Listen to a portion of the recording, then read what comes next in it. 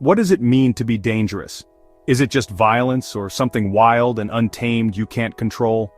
I've met fighters, soldiers, outlaws, people who radiate a primal energy able to flip a switch and become something else entirely.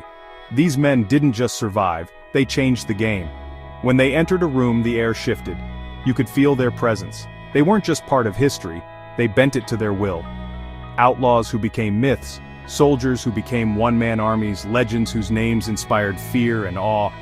This isn't just about killers, it's about the psychology of extreme human capability. Welcome to Part 1, the 10 most dangerous men in American history.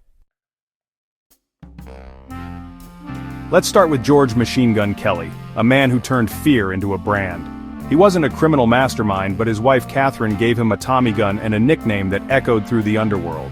Kelly's real claim to infamy? The kidnapping of oil tycoon Charles Urschel for a $200,000 ransom, a fortune at the time. The FBI, eager to prove itself, launched a massive manhunt. Kelly was outmatched. He thrived on quick hits and intimidation, but couldn't handle the relentless pressure. The end came in Memphis, where agents caught him off guard. Legend says he shouted, "Don't shoot, G-men," a phrase that made the FBI famous. Kelly became the face of the public enemy era, loud, unpredictable, and dangerous because of the myth he created. He wasn't a genius, but he was a symbol, a new breed of American criminal armed with firepower and a flair for spectacle. His danger wasn't just in bullets, but in the chaos he embodied. He forced the government to evolve, making crime louder, faster, and more violent. In the end, he faded into obscurity in Alcatraz, but his legend changed the system. Machine Gun Kelly showed America that fear itself could be weaponized. He was a catalyst for a new era of lawlessness. He didn't just break the law, he forced the law to become something new. That's a different kind of danger. He was the myth that made the FBI and the warning shot for every gangster after him. Kelly's story is a reminder. Sometimes, the most dangerous weapon is reputation. He was the roaring engine of the 1930s underworld, and his echo still lingers. Now back to the Wild West. Billy the Kid, the teenage ghost who became a legend. They said he killed 21 men, one for each year of his life. The truth? Less, but the myth was unstoppable. Orphaned young, he survived in a brutal world by becoming a predator, not prey. He fought in the Lincoln County War as a regulator, a deputized gunman, not just a lone outlaw. His most legendary act, escaping from jail, killing 2 guards, and riding out of town in broad daylight. That wasn't just a jailbreak, it was a performance. He sent a message. The rules don't apply to me. Newspapers turned him into a Robin Hood for some, a demon for others. He was charming, loyal to friends, lethal to enemies, a symbol of pure, untamed freedom. Pat Garrett, once a friend, hunted him down. In a dark room, Billy asked, "Who is it?" and was shot dead at 21. His danger wasn't just his skill with a gun, but his total rejection of authority. He lived by his own code, made allies and terrified enemies.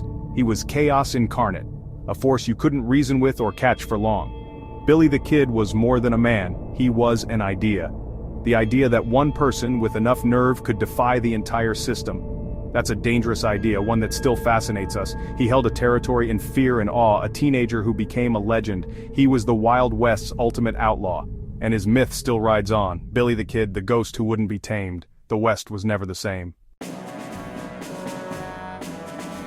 Fast forward to the modern era. Richard "Demo Dick" Marcinko, founder of SEAL Team 6. Vietnam veteran, Silver Star, Bronze Stars. He was so effective, the Viet Cong put a bounty on his head. After the failed Iran hostage rescue, the Pentagon needed a counter-terrorist unit. They gave Marcinko a blank check. He named it SEAL Team 6 to mess with Soviet intelligence. Psychological warfare from the start. He handpicked misfits. Rogues who didn't fit the mold but excelled under pressure. Their training was brutal. Their mindset ruthless. Rules were secondary. Success was everything. Marcinko clashed with the brass, smashing through bureaucracy to get results. He embarrassed the Navy by exposing security flaws, infiltrating bases, even Air Force One. His methods made him enemies. Eventually he was convicted on conspiracy charges, which he claimed were payback. He wrote Rogue Warrior, detailing his exploits and contempt for red tape. Marcinko's danger was his uncompromising focus on mission success. He believed in winning at any cost, breaking rules, defying orders, and pushing his men to the edge. He was a necessary monster, a rogue warrior the government could barely control. In special operations, there's no prize for second place. You win or you die. Marcinko made sure his men were ready for anything. He was a force the Pentagon feared as much as America's enemies did. He changed the game for special ops forever. The original pirate of the SEALs. Marcinko, the man who made the rules and broke them. The rogue who rewrote warfare. Back to the Old West, John Wesley Hardin, the deadliest gunfighter of them all. Son of a preacher but born for violence. He claimed 44 kills. Historians confirm enough to know he was lethal. His first killing at 15, then ambushing Union soldiers. By 18 he was a fugitive with a fearsome reputation. Hardin didn't just duel, he killed for the slightest provocation. Once he shot a man through a hotel wall for snoring too loud. He wore his pistols cross-draw, catching opponents off guard. A die-hard Confederate, he killed black policemen during Reconstruction, seeing himself as an avenger of the Old South. He was a force of violent opposition to a changing world. Unlike most outlaws, Hardin survived for years, always on the run.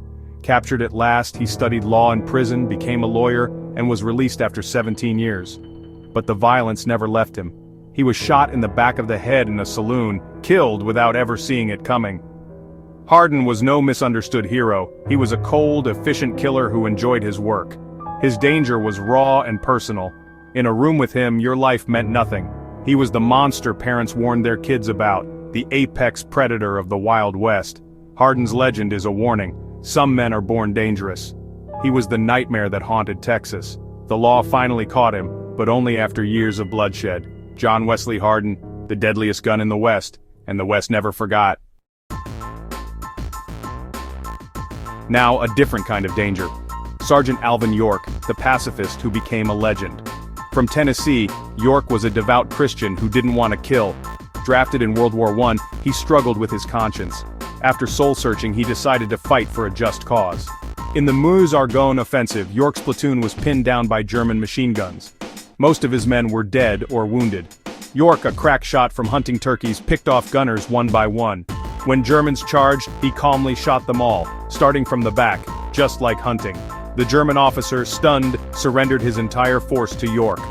Alone, York killed at least 25, silenced 35 machine guns and captured 132 prisoners. He marched them back to American lines. His commanders couldn't believe it until witnesses confirmed the story. York was promoted, awarded the Medal of Honor, and became a national hero. He never bragged. He said God was with him, and he did what he had to do. York's danger wasn't from malice, but conviction and supernatural skill. When pushed, this quiet man became unstoppable, a force of righteous fury. He didn't seek violence, but when it found him, he ended it with ruthless efficiency. The quiet kind of danger, the kind you never see coming.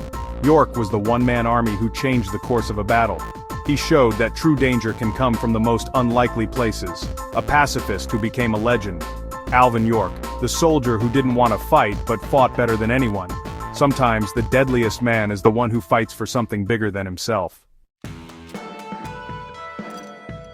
That's the first half. A gangster with a myth, two outlaws who defined the West, a rogue SEAL, and a pacifist turned one-man army. Each was dangerous in a unique way, bending the world through will, skill, or sheer intensity. But we're just getting started. The next 5 men operated on a whole new level of lethality and legend. We're diving deeper, into jungles, battlefields, and the darkest corners of American history. Heroes, monsters, and everything in between. Subscribe for Part 2, a sniper ghost in Vietnam, a man who held off tanks alone, and a general whose brutality rewrote the rules of war. Part 2, coming soon.